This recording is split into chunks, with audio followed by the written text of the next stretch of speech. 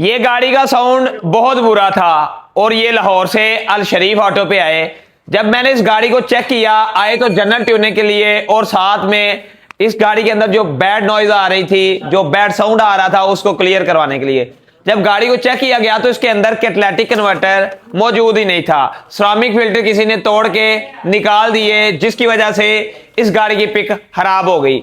तो भाई से पूछते हैं, आप अल शरीफ ऑटो पे आए, अभी हमने इनकी गाड़ी के कैटालिटिक कन्वर्टर नया डाल दिया है और A+ चाइना क्वालिटी में डाल के दिया गारंटी के साथ। भाई से पूछते हैं, अल शरीफ ऑटो पे आप आए हैं लाहौर से, आपकी गाड़ी का काम अल शरीफ ऑटो पे कैसा हुआ है? जी सर बताइएगा। जी बहुत शानदार काम हुआ है जी। और पिक और जो गियर कन्वर्जन है वो बेहतरीन हो गई है। इसमें बहुत प्रॉब्लम आ रही थी, गियर भी झटका लेके कन्वर्ट करती थी।